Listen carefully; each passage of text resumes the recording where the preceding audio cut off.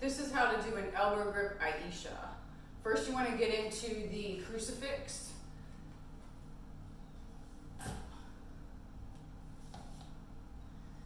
Then you want to choose which side you want up and which side you want down. For this one, I prefer to have my right hand down and my left hand the high one. So I take it, put it against my bicep, put the pole against my bicep, wrap my whole bottom arm, including my hand, around the pole.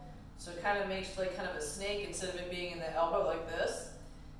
And then I can release off to the side, recognizing that my bottom is my push, my top is my pull, and there is your elbow grip. Ayesha, take it back into crucifix, or you can take it in a brass monkey, which I have a tutorial for that actually. And bring it back up, whatever you want to do after that. Okay, real quick on the other side.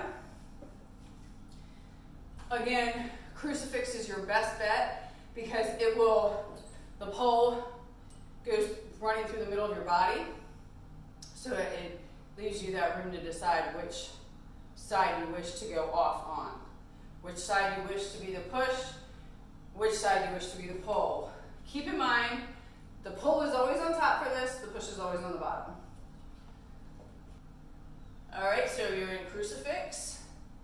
Other side now. Hold on, and back into crucifix. This time we're going to take it to the floor for some floor work.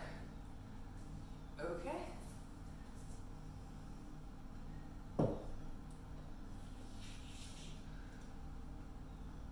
Any questions, contact me, either directly on here or feel free to go on my website, divafitflip.com.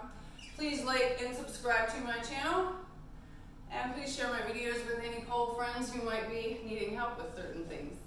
Thanks. Safe and happy poling.